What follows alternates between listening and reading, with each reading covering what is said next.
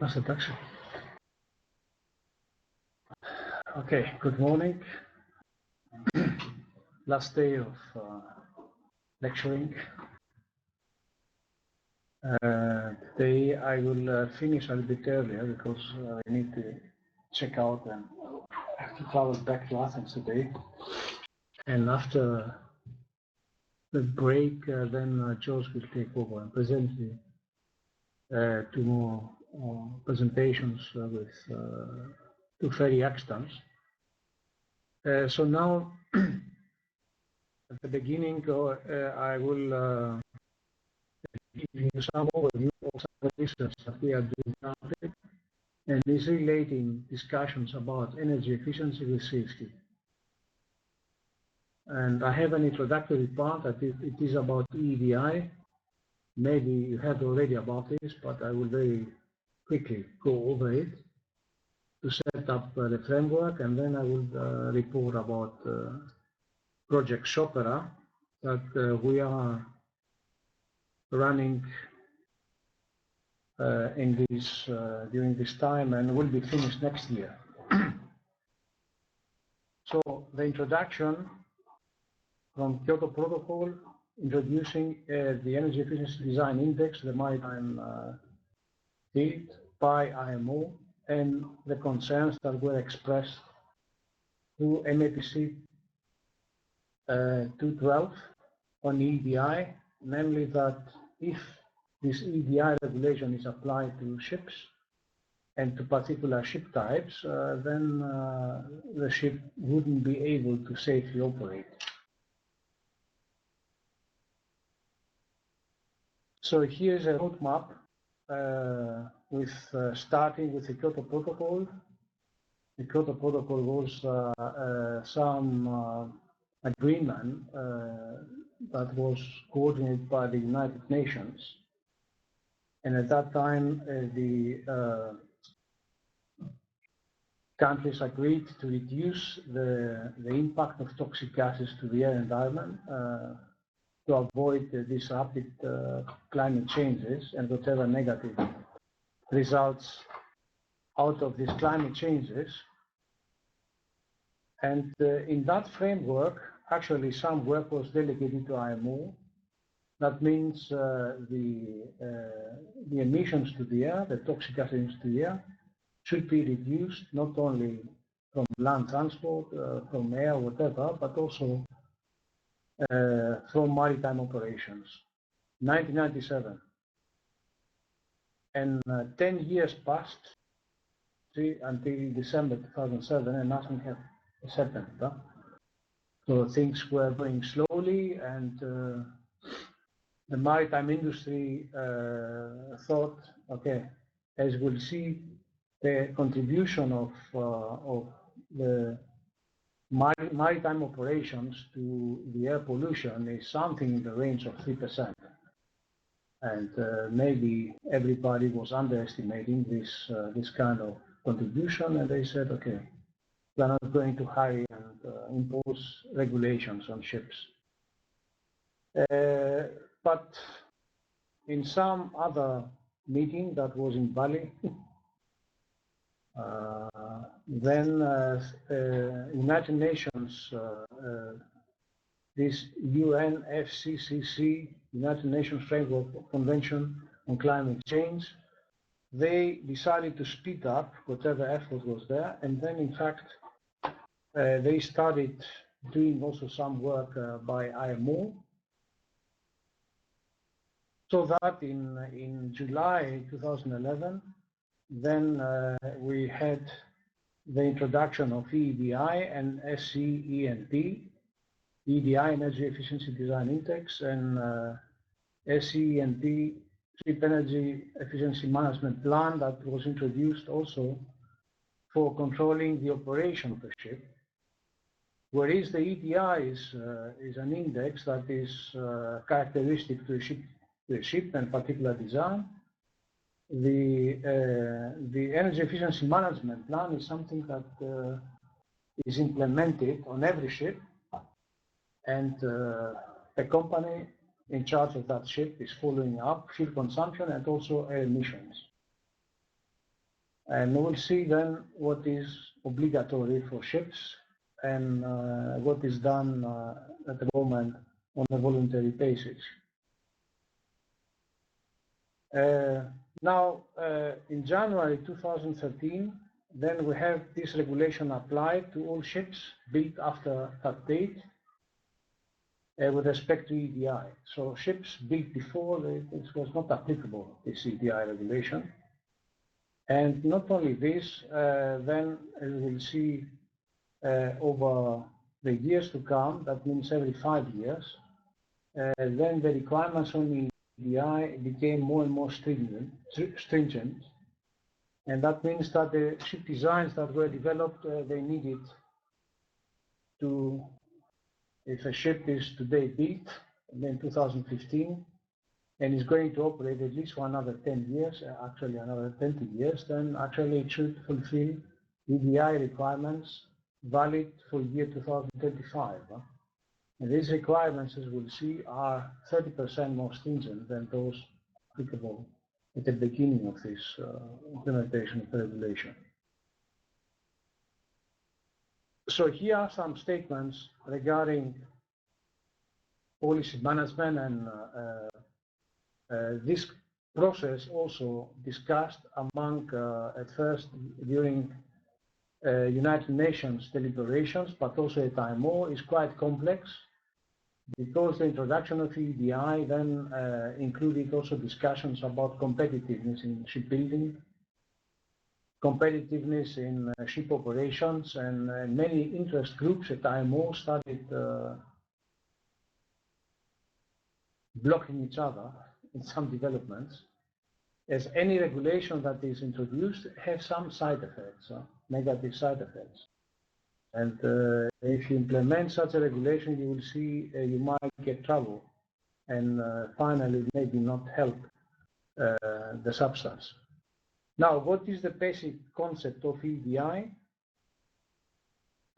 We express the CO2 emissions by some activity or transport work times efficiency. And we have some transport work, and this work, this activity is expressed also by has some characteristic efficiency that we take into account. And in reality now the activity or the transport work is here expressed by ton miles, what means it is the deadweight of the ship times the speed, service speed, times the time of operation. Now that is the transport work. That is the activity, the first part. And the efficiency is here expressed by the CO2 emissions that are directly related to fuel consumption per unit transported cargo and mile. That means in gram per ton miles. What means that if you multiply the transport work, that is also in ton miles, by this, then you get practically something in grams or in tons, whatever, emissions. And that is actually the basic concept of EEDI. So if you like now to reduce the greenhouse gas emissions in shipping, that means in this case, we refer only to the CO2 emissions, but actually if you burn fuel, then also other emissions are reduced, and are NOx, SOx, and many other things. But this regulation here addresses directly the EEDI. There are now two options to do that. The first one is, of course, you can reduce the activity of the transport work. And that is a question, but this is not a viable option because it has a negative effect on the world economy. I mean, if you reduce the transport work, then some things, some less activities will be, and this has a lot of negative effect on world economy, on employment, and many other things. Slow steaming is a solution. I mean, traveling with less speed, then you have less fuel consumption for individuals, but on the other side, in order to keep this transport work, we need more ships to operate, to have the same transport work. And maybe this also will enhance shipbuilding, because more ships will be built, but it has also other side effects. For building more ships, then you need again energy, and this energy is going to produce this energy, you need again to emit gases. So this is not a solution actually. Flow steaming is a solution for individual ships in reducing the CO2 emissions and keeping the EDI low, but has a lot of negative side effects. We may discuss it also later. The second option is to improve the efficiency, then the efficiency of ship operation. And this can be done either by technical measures, that means by improving ship design and engine design. In that way, reduce the fuel consumption and the emissions by design measures. That means hull form optimization, reduction of resistance, calm bordering weights, enhancing the propulsive efficiency by ducts, by innovative propulsive means, and so on. Improve the engine technology, all that stuff that we are doing as naval architects and marine engineers.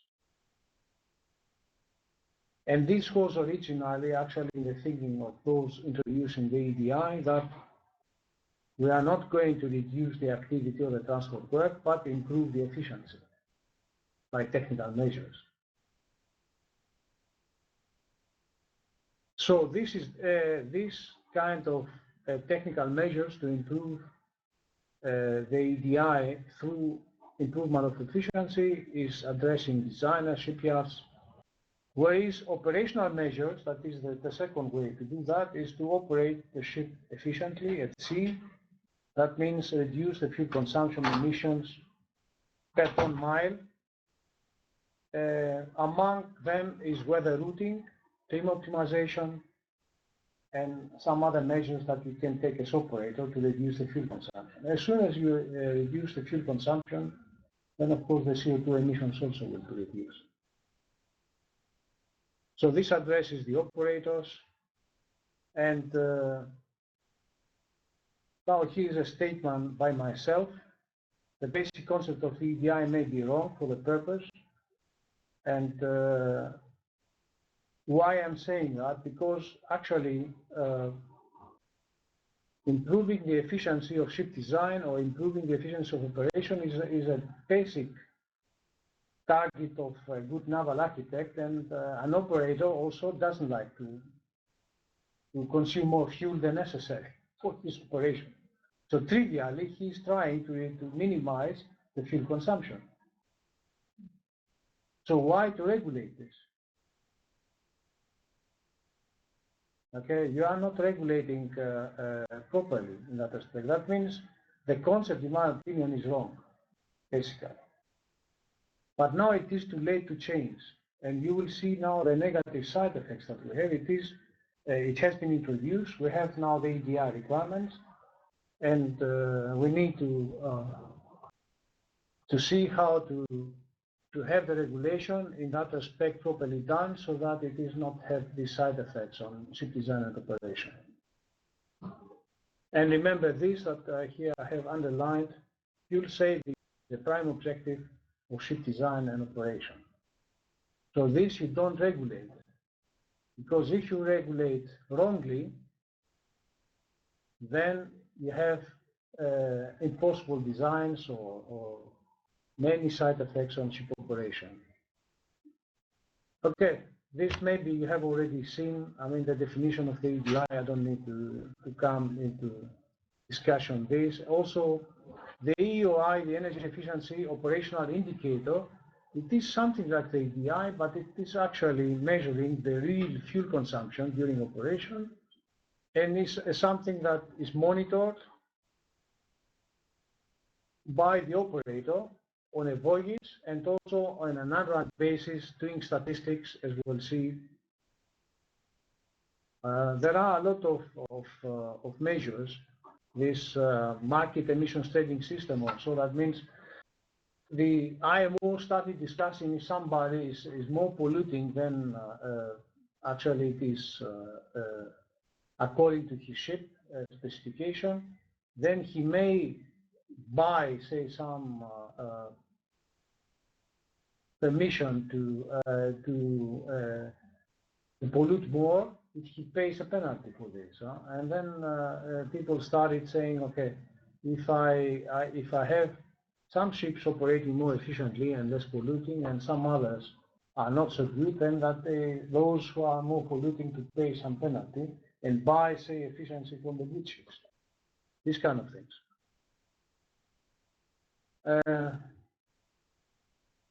But I will not go now into these details because you can read that. I mean, we have this peacefully.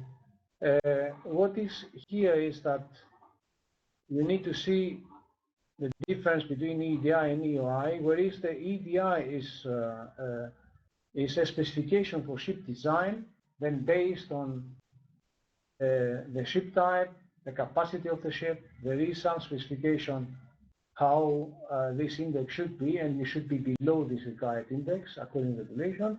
The EOI, whereas in terms of metrics, is something similar to EDI, it is something that is changing continuously during the voyage of the ship, because you have, say, bad weather, the ship is sailing bad weather, then the fuel consumption is increased. Then sometimes you have a full load condition, sometimes ballast conditions. Every time, then the actual pollution changes based on the sea condition and the loading conditions. So here is also some EOI normalized over 1 year for a ship. That is some typical. Then you see that it may change, normalized, okay, by some reference value. And then we have here how over the months of 1 year, then this thing is changing.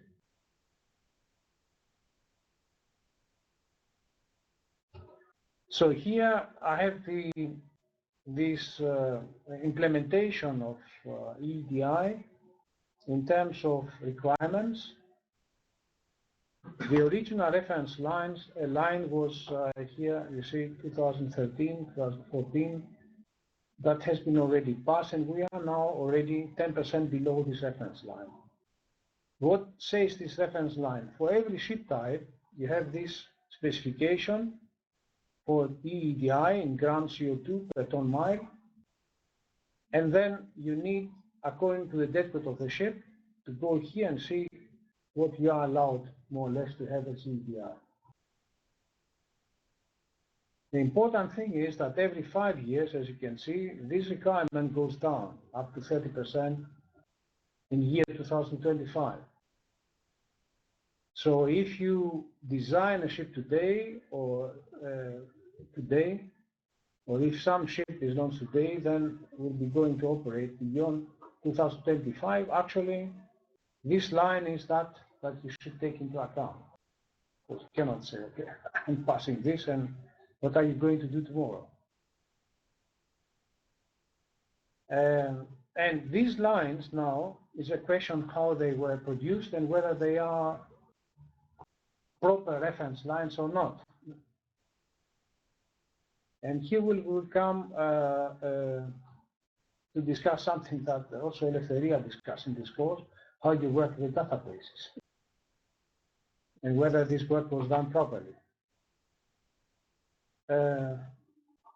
So the reference lines were produced by taking the average of EDI of similar and existing ships. That means we took again, or this IHS Fairplay database, they calculated this EDI for the ships in the database, and then based on this they did a fitting and said 90% of the ships need to pass this line, and they took some decision with respect to this.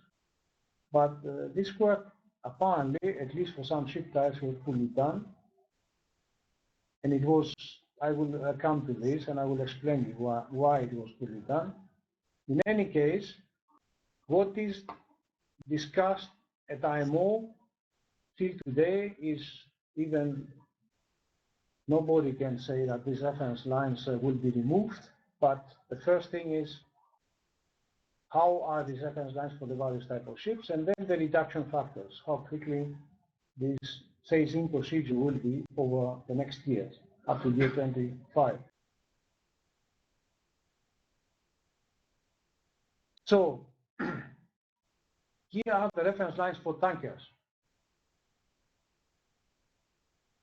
And you see here, okay, all these points are calculated EDI values of from the existing ships, from the existing fleet. Ranging, say, here for certain deadweight capacity from 40,000, or here 45, from 4 up to double as much. I mean, can you imagine that a tanker ship of that size can have that different efficiency? I mean, in the double the efficiency. So why these outliers? One major thing is in calculating the EDI.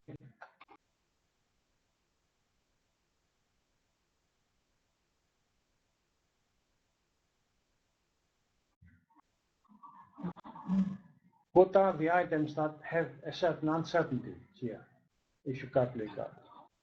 Okay, the engine power, the installed engine power is straightforward. You have that, you calculate that. Also, the specific fuel consumption is trivial. Or the carbon factor, okay, is clear. Here's capacity and speed, actually. That is the problem. They had a problem to define properly the capacity for a specific draft. Was that some design draft, some partial draft, and then even more, what is the corresponding speed? What is that speed? Is that the speed for 100% MCR, 80% service speed, trial speed? As I know, because the shipping industry participated in this, I mean, IHS Fairplay was in charge of that, as I heard, but they asked also shipping companies, even also in Greece, to give data, verified data that they were in the database, and somebody, I remember from the Greek shipping news, said, okay, this data, I said to my secretary, they should send this data to Fairplay, and they did based on this study. Now, do you think the secretary knows, I mean, the speed of that ship for specific draft, design draft, partial draft, trial speed, as I said, 100 MCR speed, 80% MCR speed, and so on. And apparently the mistakes were done there. But the lines finally were approved, and now you see also some other peculiar thing. This is the reference line based on data for they look at ships that were quite recent, so that you don't take into account, say, old ships with failure and efficiency. January 2004 to December 2007, for 3 years period, the fitted line was this one. Then they took another sample for, say, the red line was 92 to 96. So it was almost for ships 10 years earlier. Then this line was below the blue one.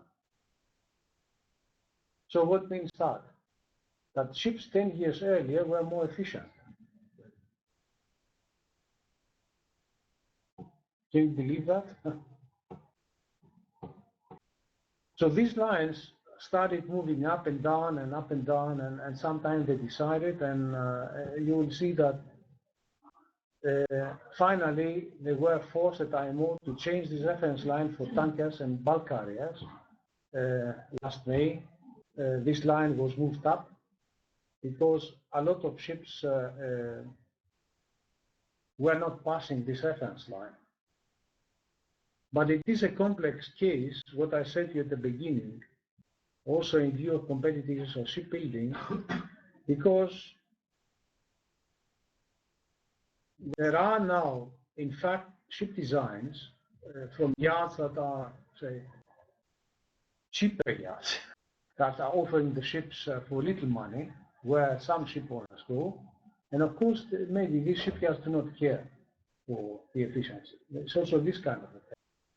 So all this discussion about EDI and where to place the reference line was influenced also by the fact that there were opposing interests at IMO, those offering very efficient ships that they like to promote by some stringent requirements on EDI, and those saying, okay, I'd like to have more low-cost ships with less efficiency, still I need to be able to operate.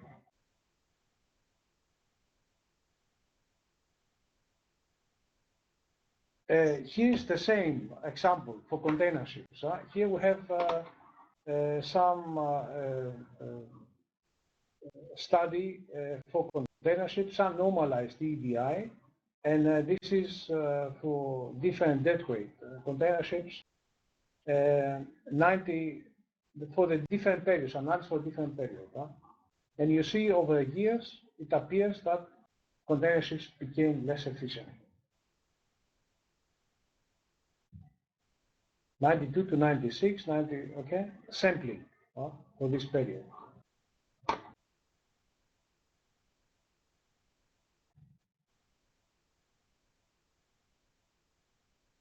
Okay, that is the way I set up these reference lines.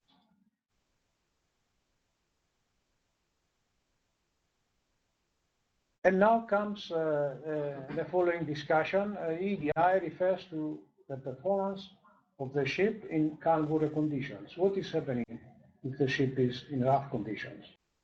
If the ship is the ship safely operating or not? And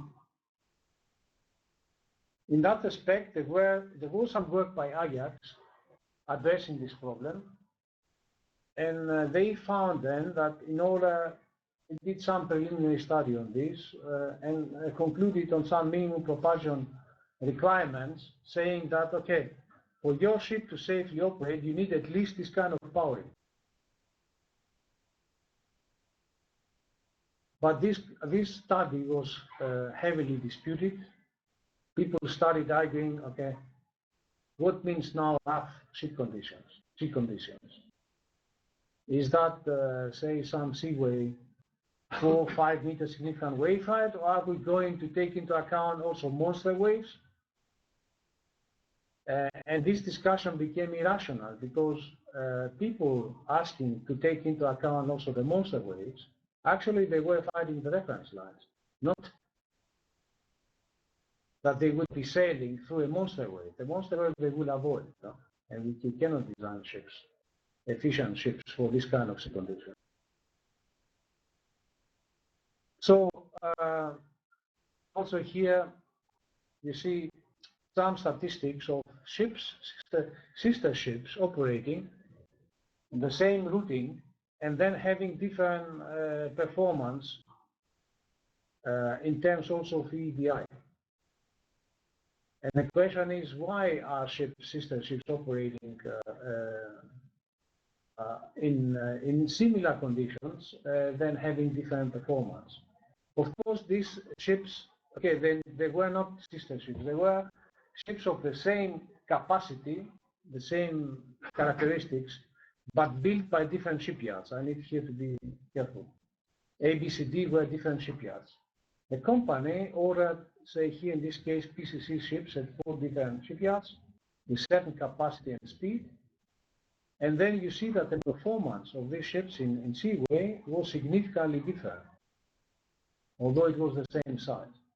So in terms of EDI, these 4 ships have the same required EDI index, but in terms of performance, they perform different. And this here shows also the quality of ship design.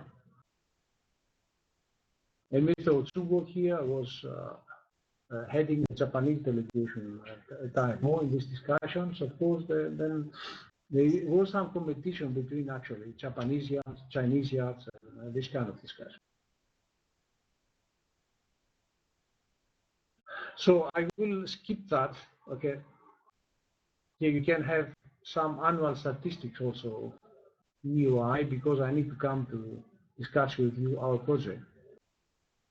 But this is the background of all what we are we are going to listen now. This is the introduction to Project Sopera, namely the concerns that the propulsion power and the efficiency of the steering device of the ship, if it was according to what results out of the EDI replacement, was not enough to safely operate the ship. And we made a proposal to the European community. This is the FP7 Project Sopera, Energy Efficient Safe Ship Operation, that is running between 2013 and 2016. You can see also here the website and get more information about that. What we are doing there is to analyze this problem and do in-depth research and then submit to IMO some conclusions for improvement of this regulation. And this will be done next year. So, yeah, let me show you also this, and then I will change to some other presentation about Sopera. So these are the characteristics of this project.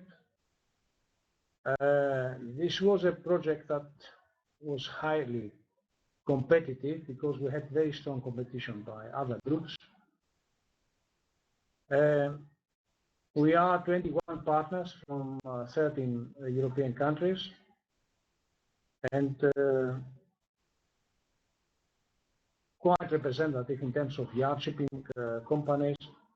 We have also 7 university laboratories, and also here the University of Stuttgart is participating through Dr. Bouliouris.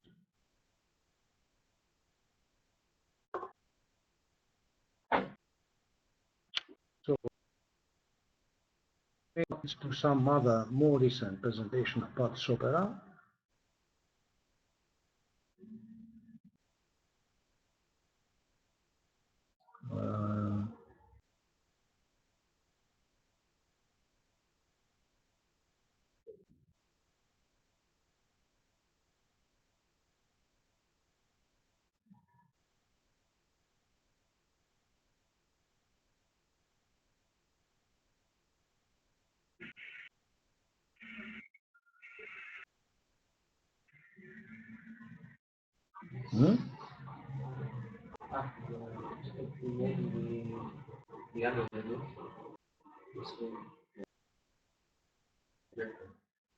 Close some. The projector window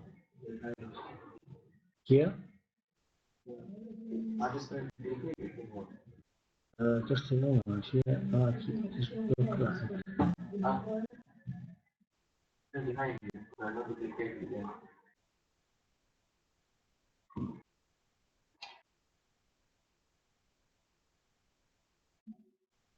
Okay, I think now it is okay.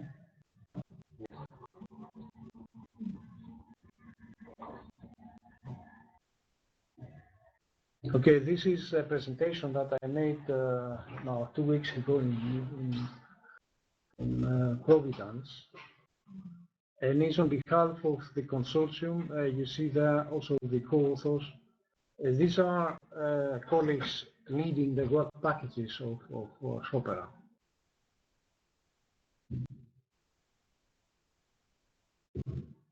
So this is a list of contents of this presentation now, also of Sopera. I introduced already this. So here is the geography of the partners all over Europe, and here are the objectives of Sopera. The first one is to verify the adversity of the environmental conditions.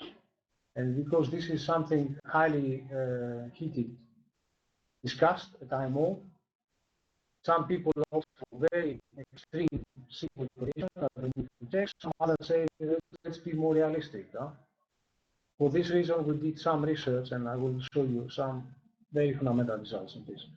Then to develop high-fidelity software tools for the analysis of seakeeping and maneuvering performance of ships in adverse conditions, because this is something of need if you do this kind of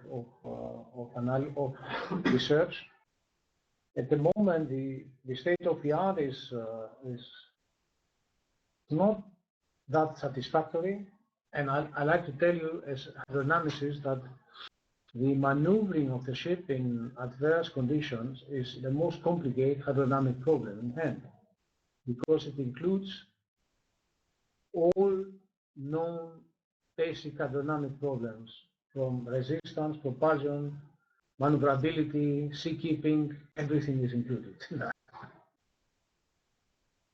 And so far, it is something that you need both a synthesis and also independent.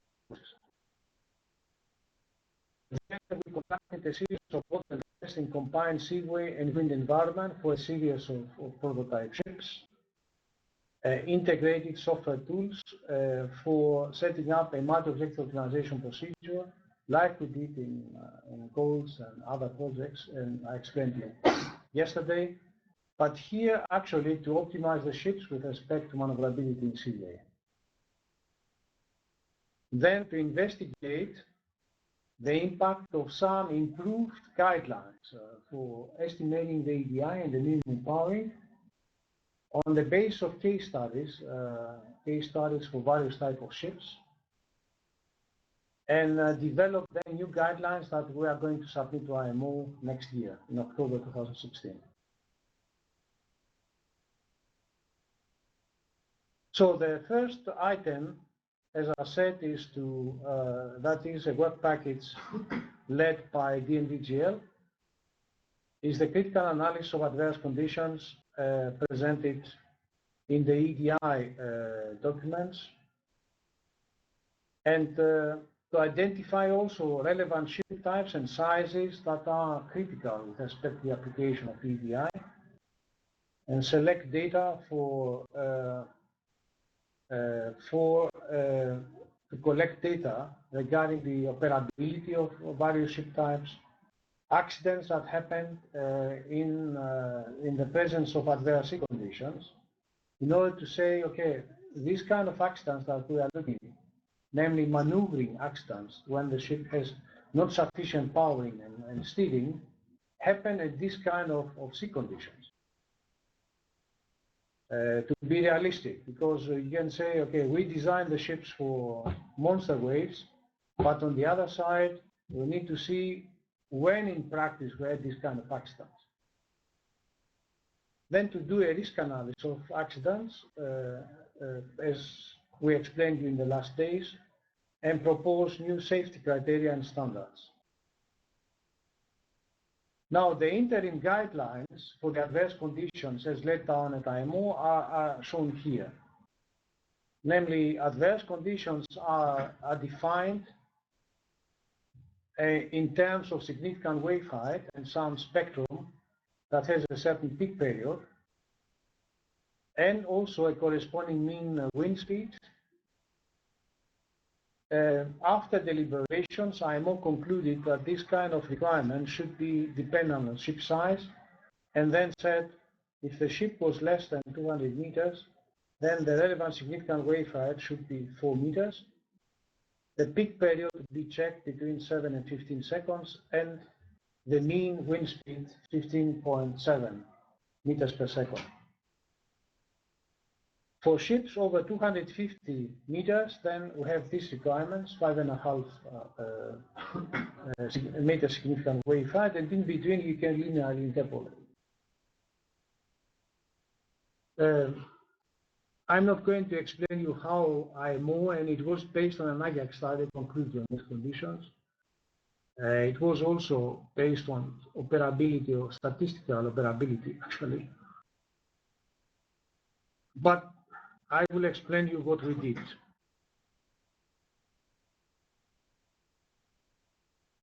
I like here to add that, okay, in the AJAX study, they used these BMT wave statistics that are a little bit outdated at the moment. Some fresh information comes from Project Extreme Seas, that is led by DNVGL, by DNV. Elżbieta Krigersen is in charge of this. And in that respect, then we have a much better now description of the wave spectra that are relevant for the sea conditions that for the ships operating, especially in coastal waters. As we'll see, this is the most significant part. But we did also a statistical analysis of accidents related to adverse sea conditions, namely accidents, navigational accidents like collision, groundings, and contacts, like Lefteria explained in the last days. But here we took into account accidents where the weather was a determinant factor. That means the ships collided because of bad weather or collision at the presence of bad weather. And then we found the following: if you look at this various ship types, even the number of accidents is very few. That the worst performing ships in terms of this maneuverability in adverse sea conditions are general cargo ships. These include also small cargo ships, coasters, so-called coasters, operating in coastal areas, whereas container ships have the smallest frequency of accidents. And this is surprising because one would think that containers, because of large windage area, then would be more prone to have this kind of accidents, grounding, for example, due to insufficiency of powering and steering. Yeah? More like in the general cargo, which operate at the coast, has more accidents and stuff like that. Yeah. Because of the coastal area, which is more dangerous and like going on sea and back. Yeah, and it is a reason, and also because there are a lot of old ships. These coasters, many of them are not really that fit. And the reason for the container ships that they have that very little number of accidents is that container ships, especially big ones, never go alone into coastal areas. They have tugs supporting them. As soon as you have the tug support, then the whole problem is different. No? They don't try by themselves. Huh? The same also for tankers. Right? If you come to a port, then you have some guidance. So in terms of the problem that we are discussing, the coasters are actually the most affected, also in terms of frequency. Here are statistics on the adversity of the conditions for the various types of ships. And you see that actually the wave heights that we observe, the significant waves are much less than actually in the interim guidelines. The highest wave heights are for Ro-Ro ships. Ro-Ro ships have frequent this kind of accidents, but during approaching the port and also during docking, when they come to the pier, because many times they need to operate also with very strong winds. We have many examples also on the Greek islands, and even here in Scotland we have also a Scottish company participating in the project, where we have very strong winds.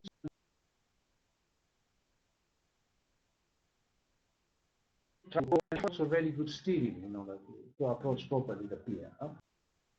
So these are the type of accidents actually we should be discussing, and not what is happening in the open sea. Because in the open sea, one thing is that the captain is going to avoid some typhoon that is in front that is not going to go through. He will avoid that. And also a ship in the open sea, if it fulfills the intact stability criteria, the intact stability criteria, I like to take the weather criterion. You should know the weather criterion says if the ship is in dead ship condition, that means if you have a blackout, the engine, then it should not capsize with very strong side winds again and waves. So assuming that the ship is fulfilling this criterion, the ship is not going to turn over in high seas. So here we did a kind of analysis of risk triplet analysis. This was done by my colleague, Dr. Verbikos and his team. Here we have depicted on one side the frequency of accidents. Here's the frequency, and here is the impact of the accident in terms of consequences. So here you have hull damage from 0 to 8. 8 means total loss. 0 means that the impact is very little. And 1, 2, and 3 means some minor damage and larger damage and so on. And we see here that RoRo ships have the highest frequencies, but with relatively small impact in terms of damage. Whereas, say, bulk carriers, for example, with very little probability of occurrence of this some grounding event, but then with total loss in that case. And some other ship types are in between in terms of frequency and confidence. So with this, you can see where the problem is, so that you focus on the operability of the ships and then to conclusions. For our case studies, this is something very important. And here, here we included in this analysis also foundering accidents. I need to explain you that because on one side we have the navigational accidents. These are collision grounding contacts. Foundering accidents are actually sinking accidents where we don't, what we know is that the ship lost buoyancy, some water flooded into the ship and the ship sank. So some people said, okay, why not analyzing also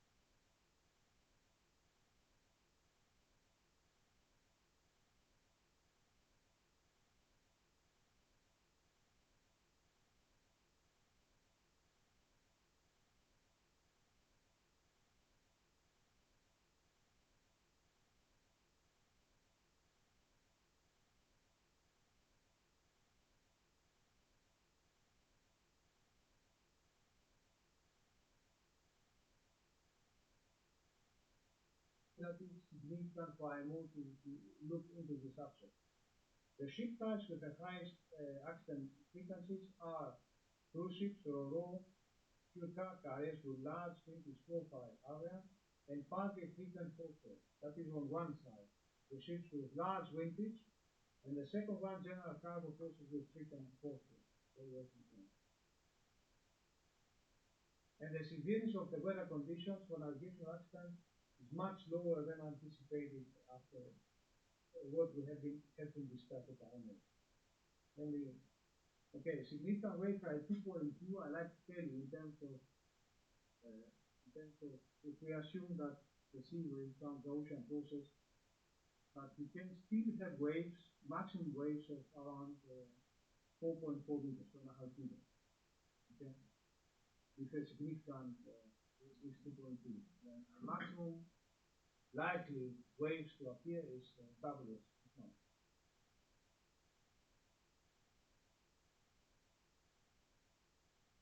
Now, the existing maneuverability criteria that we have at IMO refer to maneuverability of ships in calm water only. This is some standard that is then the yard, when the ship is delivered, then you can see during some trials that we have in terms of turning radius, in terms of stopping distance, some known, but everything is related to calm water conditions. We don't have any specification maneuvering for adverse conditions. And the concerns now are whether we need to introduce criteria for maneuvering in waves and wind, maneuvering in restricted waters, and at low speed. These are the aspects that came up with this EDI discussion.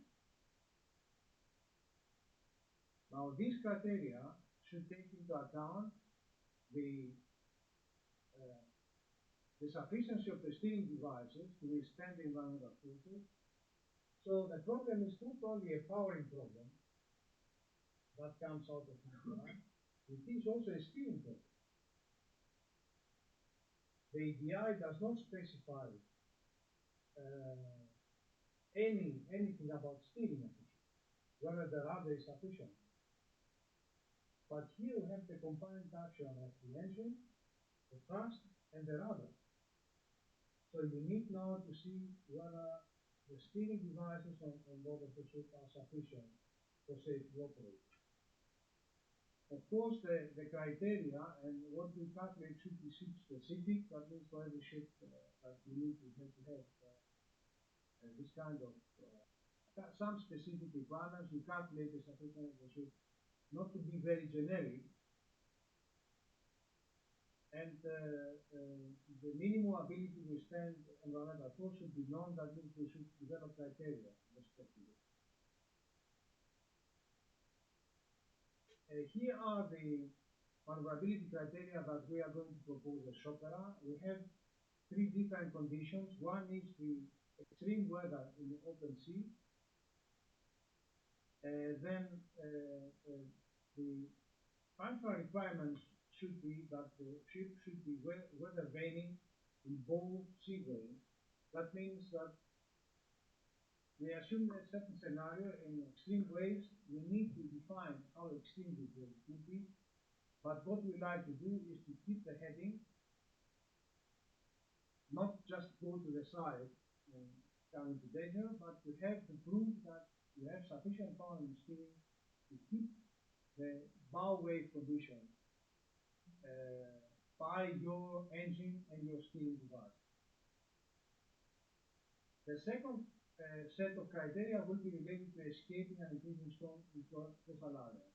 So here, the functional requirements will be to have to perform any maneuver in wind and waves from any direction. The sea conditions are moderate because we assume that if the captain is notified that some storm is coming, the ships, what they are doing is they try to leave the coastline, go to the open sea in order not to drown. But you must have sufficient power and steering to escape the storm and quickly go out, because if you cannot escape, then and you are trapped on the coastline, then your ship may be going out. And the final set of criteria will be low-speed maneuvering in restricted areas, that means in terminal areas, where actually you need to have good steering but at low speed.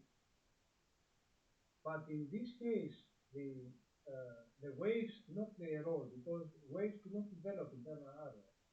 But still, you may have very strong winds. The wind still blowing. Just look, I mean, if you go to some ports, even Greek islands, I mean, wind is blowing very strong, waves cannot develop, I mean, in this area.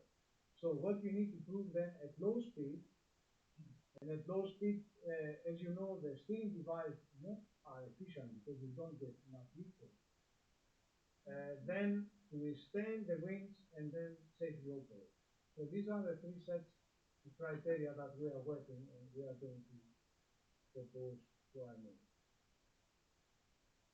So the assessment framework is based actually on the solution of this set of differential equations, in which we simulate the maneuvering of the ship in seaway and wind. There we take into account the forces acting on the ship, groundwater forces, wind forces, the wave forces that are both at low speed, grip forces, but when the ship has a substantial speed with the eddy resistance in waves, then rudder forces and propeller force, I mean the thrust. So these forces, of course, all together are acting on the ship, and we are solving this set of equations by a certain procedure. We have now some two stages of assessment, some simplified assessment that should be done actually very quickly by an engineer. And we try to simplify to the way that it is done with a pocket calculator without solving two equations. More comprehensive assessment where you need a computer and software to solve the problem. Now, in Web Package 2 is the development of software tools, numerical methods and software tools for the maneuverability of shapes and seaways. And there we try to improve the current state of the art, developing both potential flow methods for seakeeping and stability in extreme seas, for maneuvering waves, and then also field methods, CFD methods for the same. The CFD methods, of course, are one level at least more complicated, more time consuming than the other one. And a third set of methods that is coming later are simplified methods that are coming out of the potential theory considerations and some CFD calculations, but simplified methods that are quickly can be done by some engineering people. I will come to some validations shortly after. Here are the experimental studies that we conducted for three types of ships. The DTC container ship is the Duisburg, some standard container ship proposed by Duisburg University, Professor Moffa. The KVLCC Q tanker, that is a standard tanker known for DTC, and a Ropax ferry. That is a ferry of Kalmar, Scottish company operating somewhere here in the Western Islands. In Western, yeah. Okay. So the tank tests were done by four institutions: Marintech, El Faro Training Tank in Spain, and shallow water tank in Flanders, in Antwerp, and also TU Berlin, the shallow water tank in Berlin. And we have done an impressive set of close to 1,300 tests. You not believe it, it is a very rich database of tests that we have now. Tests that are referring to, as I said, maneuvering waves and winds and drift forces, heavy resistance, calm water, of course, also. This is also due to the fact that this laboratory, the Flanders laboratory, they have an experimental facility, an impressive experimental facility, doing automatic testing. That means they can operate the carriage 24 hours when unattended. They have computerized that, and the model is running back and forth overnight. I think somebody must supervise that, but they don't need personnel for it. The disadvantage is that the tank is shallow. That means you have the shallow water effect on the results, but some of the results you cannot use. It's a bit water. Here are, the test matrix comprises entry resistance, drift force, and regular and irregular waves, propulsion and speed force in waves, maneuvering in waves, and rudder forces in waves, for various parameters, as you can see here. I have here some small video from Marintech. These are some drift forces. Not moving. Coming? Okay, yeah. So here is at zero speed on some oblique. This is, the DTC. Yeah. You know this ship.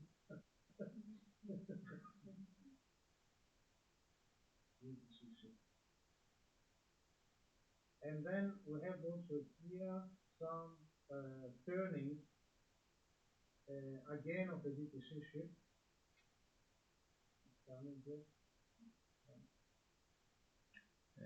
We're also disconnected, so we are disconnected from the distant learner. So okay, yeah. Sorry about that.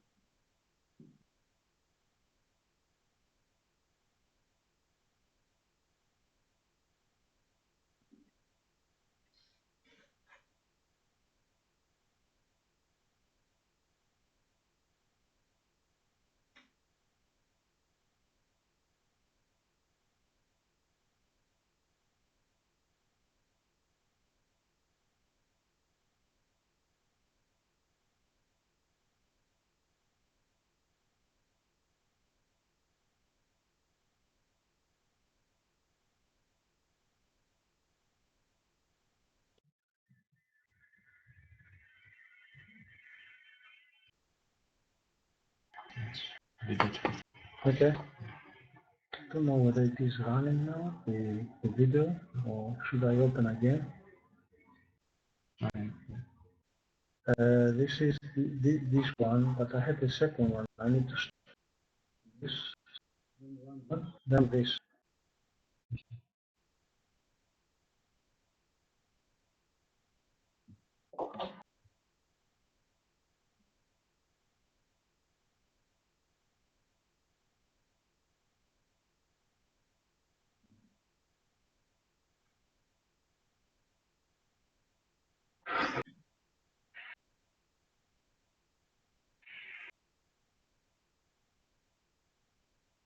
Okay, this is a turning maneuver in oblique Cs. Okay, it comes in oblique Cs, but it starts with bow waves and then it is turning, making a turning radius, but under the action of waves. And also, I think that they have also wind tested. I'm not sure whether they have also tested wind here, because they don't have superstructure, so I think wind is not included in this test. Now, these are now very valuable tests that we can use for validation of the software tools. And we plan also to do a benchmark study for this. I will tell you shortly about this in the next slides.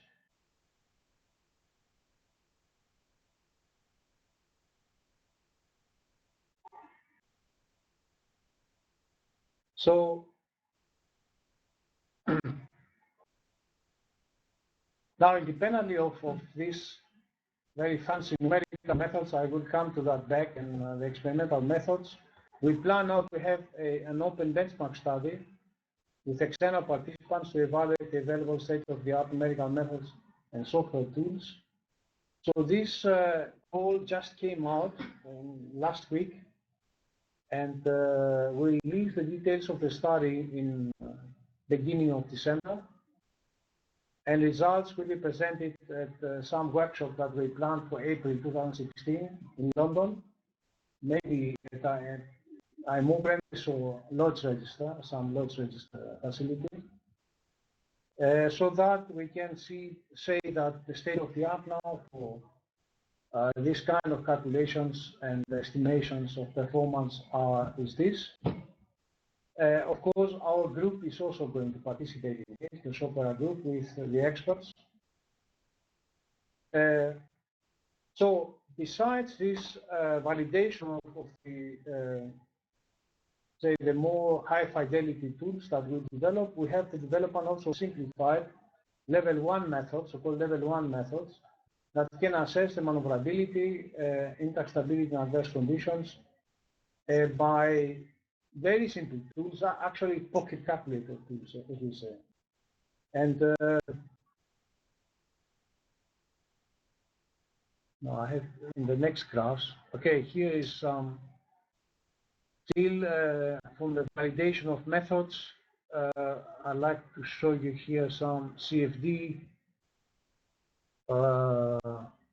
simulation by Professor El Mokhtar's group. That is, at first, it is seakeeping in Seaway.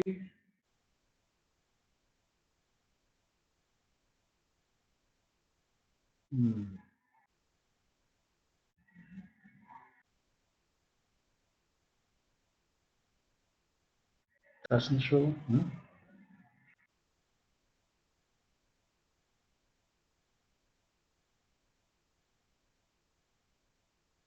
Maybe you have a problem, huh?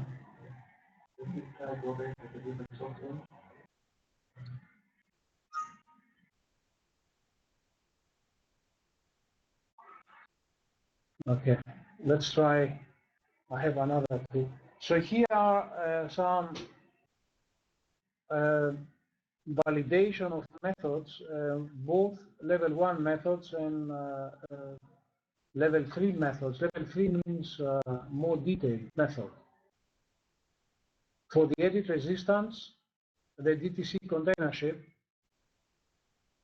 you see also the experimental data, and then some simplified methods, level 1 methods, is the green curve.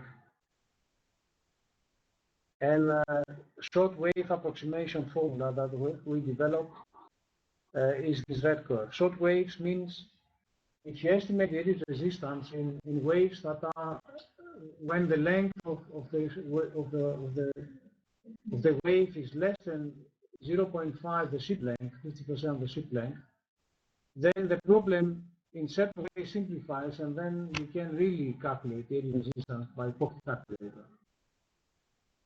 So we developed such a formula for short waves, and also we developed another formula like this that you can also calculate by Excel. And you see how well this formula, okay, you have some deviation here in the pitch, but for design purposes, you can work with that for estimating the eddy resistance. And I like to say that VTC container ship is also a difficult ship because it has also flare. For tanker ships, things are even better than this. So here you have also some validation by CFD code of UDE at Duisburg University, Professor Mokhtar's group, showing the eddy resistance. And the eddy resistance here is broken down into the total eddy resistance, that is the red curve. And here in blue is the frictional part of the eddy resistance. That is something that everybody thought until now that eddy resistance is some phenomenon that is not affected by this because it is basically a cyclic phenomenon. But it proves that this phenomenon, especially if you go to short waves, these high frequencies here, but in short waves, then the frictional part can make up almost 20% of the total eddy resistance. And the reason for that is that short waves, then they hit the bow of the ship, then the waves break. All these phenomena, including breaking, are determined by a viscosity. And this, of course, 20% cannot be captured by potential theory. So you need then to correct any potential theory code that you have, even if it is perfect for the eddy resistance. For short waves, you need to add some part that is related to viscosity.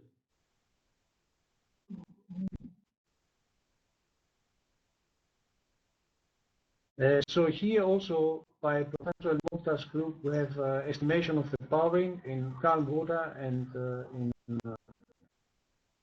in waves, and also including the propulsive efficiency.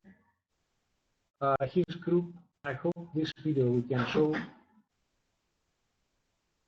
maybe not. Another. It's opening.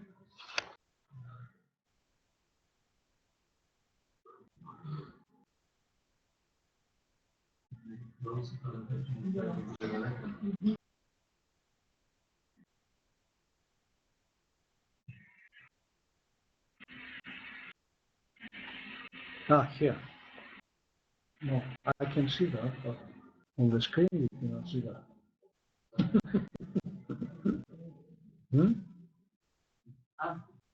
Tell me? Yeah? It's an impressive video that they produced. You can drag and drop it to the not way.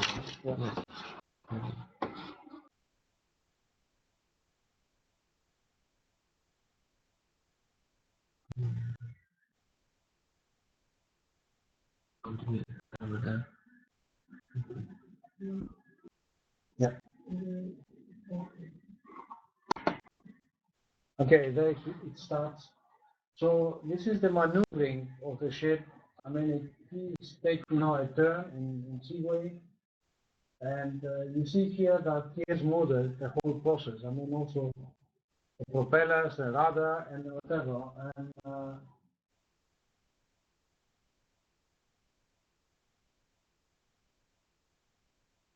so actually, it is. I think this is state of the art at the moment. You cannot anybody that better than this.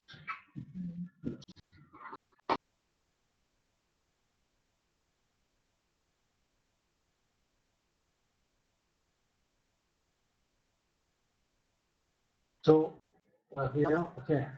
Now maybe. Hmm? Actually, this is zigzag test, huh? Because it is a zigzag test. It's not turning. Sorry. Now I need to stop it.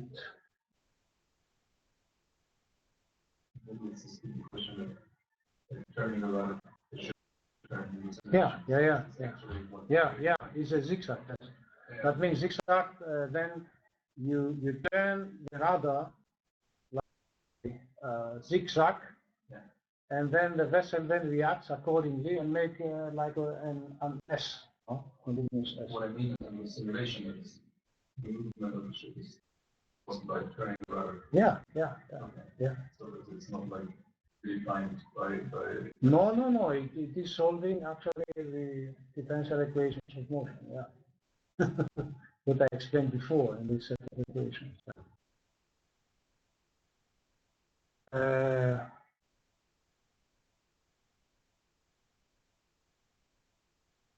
George, bring it back now. Yeah.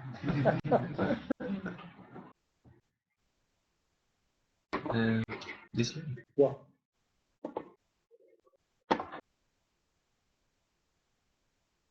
You have information about the efforts of the simulation time and it's No.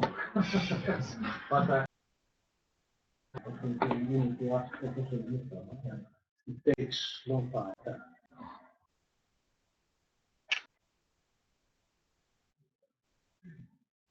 And here is this is a turning maneuver for the S175 container ship. That is also a NTTC standard container ship. Is for fluid number 015. Then the rudder is set at 35 degrees. And then I think, we don't, lambda by L is, I remember here 0.5 or 0.7. So we have waves like the other, but not zigzag maneuver, it is a turning maneuver. And the experimental data is this curve here.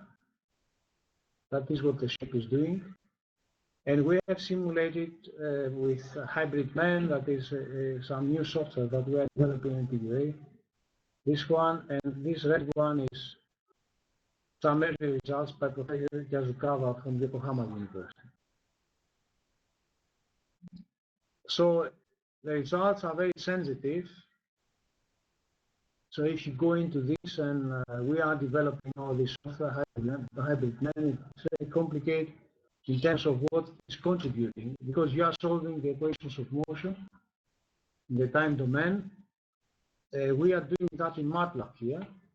The solution is in MATLAB, but the coefficients for the equations of motion are pre-calculated by other software and are fed to MATLAB. And so we have quite good close agreement at the moment, but this needs to be done systematically. And I have a PhD student now. She's going to finish maybe this in 3 years. Now, another work package that we are leading is to integrate the software tools together with tools on the design of the hull form of the ship, and then optimize the ships with respect to maneuverability in seaway. This is some work that is currently done at our laboratory with collaboration with others.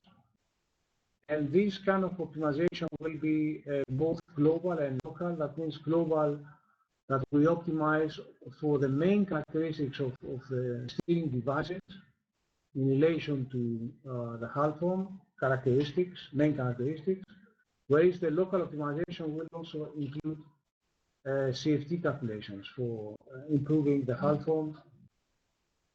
And okay, this I explained to you already yesterday, how we do this ship design optimization. And closing this description, these are the case studies that we do also currently with various types of ships.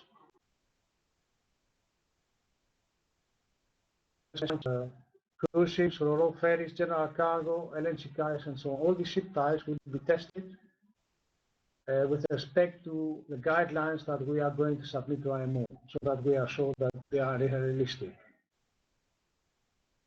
So the conclusions out of this until now is that we need to balance safety with environmental protection. This must be in some good, the requirements out of specifications for the protection of the environment need, of course, to be in good balance with safety needs, and reducing the engine power, but at the same time requiring some minimum powering for safe operation of the ships is something that may lead to some dubious design problem that I have sketched in the following graph. That is what I call the dubious EDI min-max problem. What is that? Setting wrong limits for maximum powering requirements in terms of EDI to take into account the concerns for the environment and minimum powering lines with respect to safety.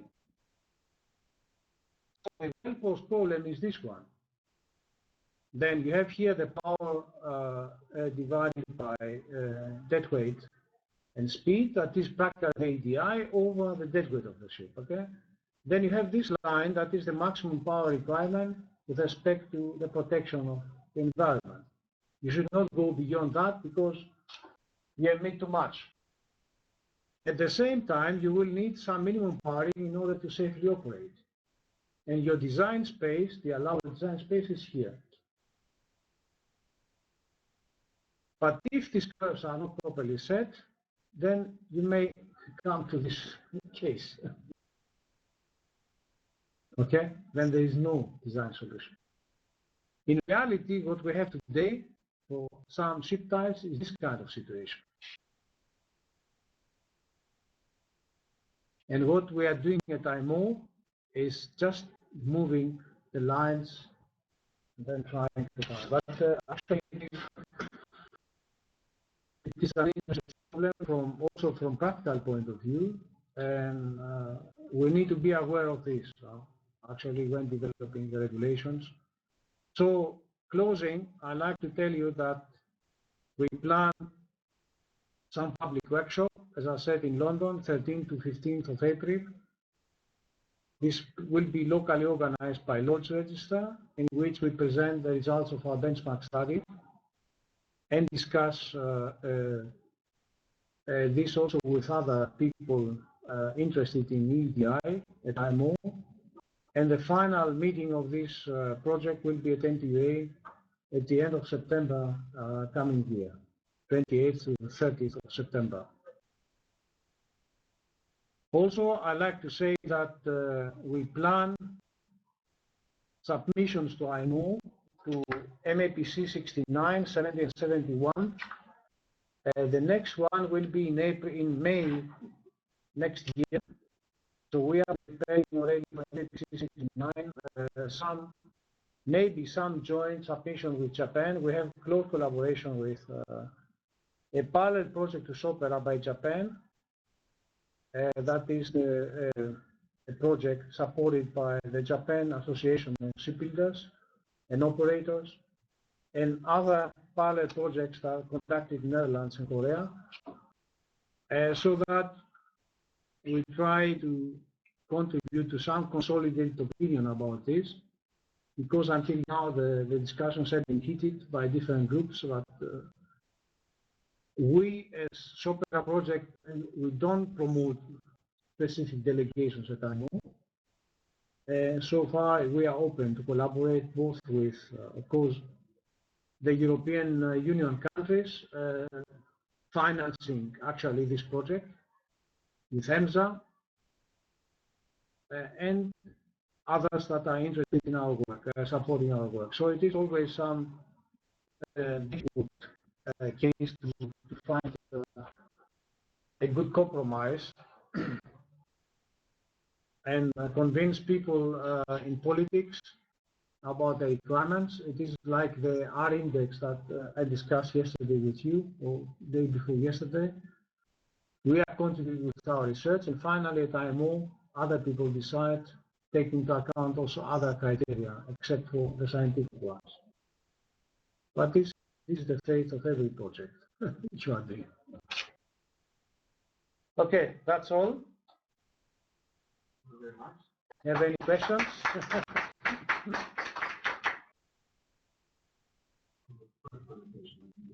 Yeah. Why the ships became worse in terms of EDI over the years? Is it because of the work, which is green fuel, or less efficient, or both? Both. Most likely both, yeah. So it is complex problem. You see, this problem was China and Japan. I think it's some fight among shipyards offering, say, more efficient ships, but for more money, and then other shipyards offering less efficient ships with little money. And I think that there is some fight. They like to say, okay, the ships in the past have been better because we built the ships. Say, this may be some reason for saying that. But on the other side, I think the analysis, I mean, this kind of EDI analysis, you can see, I mean, the spread of the results with many outliers, not properly screened by experts, whether these are correct values or some dubious values supplied by secretaries. So I don't like to underestimate the effort in supporting staff, but I mean, this should be done carefully by some people understanding what kind of data they are providing, and the analyzers should know that there are outliers, and if I will see that something is wrong, then I will remove it. Then the statistics change. How does it control in the future? How do people prove that they keep the EDI, and how easy is it to cheat? Because when you say it's like the EDI, yeah, the certification process is now straightforward because some authority is going to check this, mostly class societies, okay? They have a procedure how to check it. There is no way that you can escape now. But the thing is that if you set the wrong reference line, that is the problem. And of course, even if they know that some of these lines are wrong, it is not easy to accept that I know that somebody put wrong lines. I can understand that. I mean, if you do some mistake, okay, then even you are a professor and you presented something wrongly, then maybe you say that to your students, but maybe not. Just imagine to say in front of 200 delegates that I decided something on a wrong basis.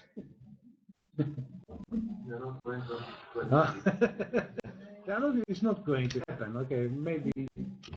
Okay, don't like to be that open. We don't have the EDI and everything like that. That IMO has developed. What would you suggest to protect the environment and emissions from the source? Okay, actually I didn't think a lot, but my immediate response would be just to improve the engine performance. Like with the cars. I mean, we have on the cars here that are most polluting. Are you going to say, okay, for this type of car with this capacity, I allow you to have only 50 kilowatt cars and not more than this? No. What you do is you put a specification on the emissions of the engine and say, okay, that's all. Huh? Maybe software.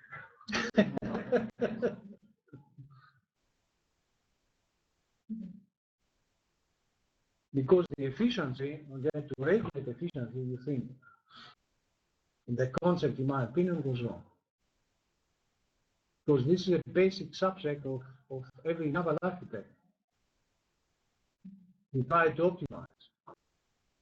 Unless you like to say, they had in their mind to say, look, we have now some shipbuilding they do not care for efficiency. Let's now promote the more efficient ships so that ship owners opt for more efficient ships and disregard the low efficient ships.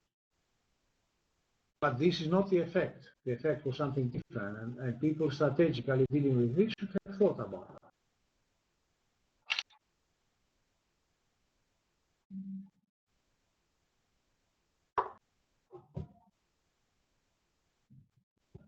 Any other questions? Nobody? Our friend, the lawyer, is not there maybe today.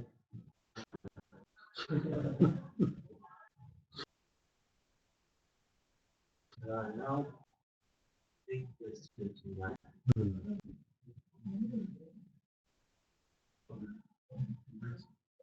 People in Greece, Spain,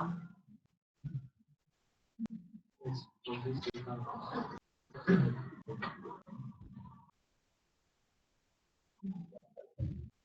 Okay, I think if you don't mind, then we can close. So that also we proceed with our travel back.